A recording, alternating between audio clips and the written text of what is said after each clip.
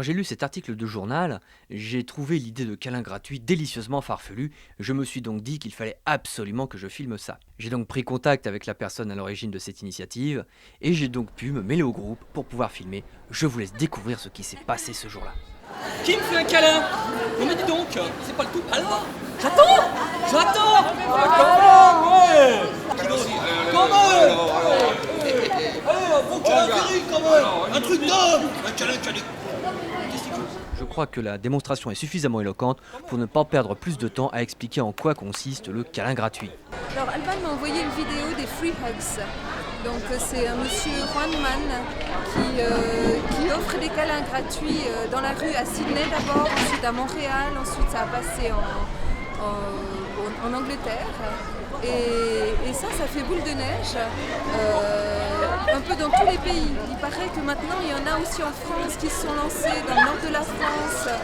Et je me suis dit mais pourquoi on ne le ferait pas nous? Et puis j'ai envoyé un message à tout le monde. Ça a parlé à beaucoup de personnes. On était 14 au départ. Et voilà, on s'est lancé. Non sans se voir auparavant pour déjà connaître nos motivations et nos peurs aussi. Parce que c'est pas évident non plus de se lancer en pleine rue comme ça.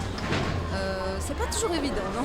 Écoute, avec mon grand panneau, j'arpentais les rues de Monté, comme ça, et puis du haut là-haut de l'immeuble, il y a un qui... Hey, regardez, la nana là-bas, elle donne des câlins. Alors, une autre arrive, je la connais, elle descend en courant, elle arrive dans la rue, comme ça, je la câline, et puis...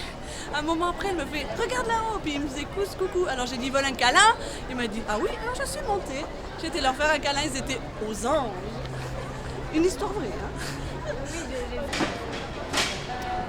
Mes peurs personnelles, elles n'étaient pas très grandes, mais elles étaient en écho avec les autres, je pense. Alors je pense que tout ce qu'on dit les autres, en fait, ça forme la grande peur de la société. La peur d'être en contact avec l'autre, différent de soi et puis d'une manière spontanée. Quand on ne connaît pas quelqu'un, on ne sait pas à qui on a affaire. Beaucoup de peine à toucher. Ça dépasse la bulle, la sphère privée. Donc on arrive tout de suite dans de l'intimité.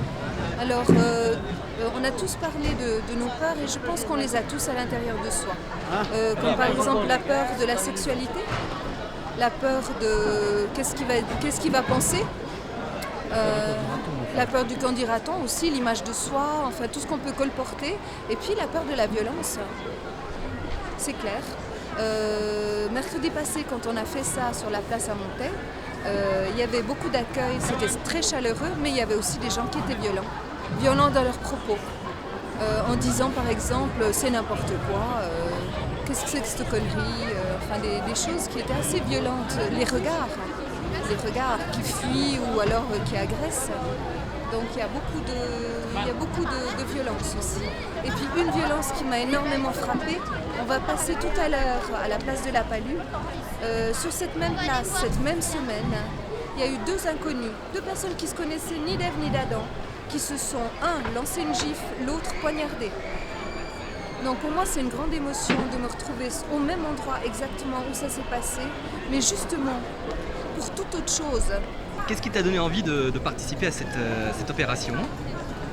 C'est un coup de cœur, parce que j'ai vu le film sur internet et puis ça m'a beaucoup touchée. Alors j'ai eu envie de... Non, au début j'ai dit oh oui moi j'aimerais bien, puis quand on m'a proposé j'ai dit oh j'oserais jamais. Et puis petit à petit j'avais envie de dépasser cette peur et puis de vivre quelque chose de différent.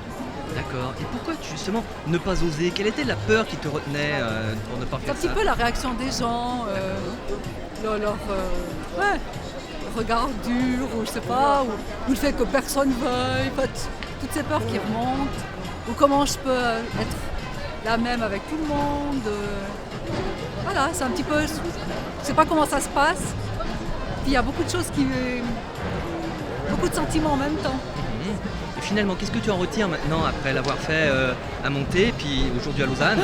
Ouf, je suis vivante. Tu dis? Je suis vivante. Ah, c'est ça. Voilà, et puis plein de beaux sourires et belle sensation et puis en même temps toujours la peur derrière quand même. C'est pas simple, pour moi c'est vraiment pas simple. Et comment tu vois l'humanité maintenant? Je crois comme elle est, il y a un peu de tout. C'est chouette. Et ça restera pour toi une expérience particulièrement marquante, quelque chose d'extraordinaire. Ouais, extra, ouais, ordinaire, oui. Alors tout à fait, c'est... Et quel a été ton plus beau souvenir dans ces 2 journaux? C'est une petite dame qui devait avoir 85 ans, qui comprenait pas, je lui ai expliqué un petit peu, puis qu'après elle me lâchait plus, puis elle me regarde, elle fait c'est quand même mieux ça que la guerre. Alors j'ai trouvé ça, ouais, ça m'a beaucoup touchée. Nous avons même eu droit à une drôle de surprise, ces 2 jeunes filles qui ne faisaient pas partie du groupe se sont spontanément jointes à l'opération.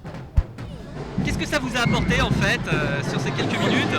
Ah, c'est bien trippé. Et puis ça nous aide à nous rapprocher des gens. Parce que d'habitude, vous avez l'impression que les gens sont plutôt distants ou bien? Oui, ils sont coincés du cul. On peut dire ça comme ça, d'accord. L'expression, elle mérite d'être très claire.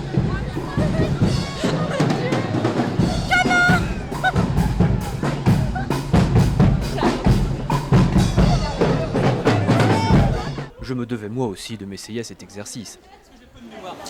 Toi, câlin, là, tout de suite, maintenant. S'il te plaît. S'il te plaît. Bonjour, qui veut un câlin gratuit? Ça vous tente? Non, c'est une expérience extraordinaire, c'est gratuit. Quelqu'un veut un câlin gratuit? Faut pas les agresser. Malheureusement, mon succès a été très relatif. Levez. Souriez. Dansez.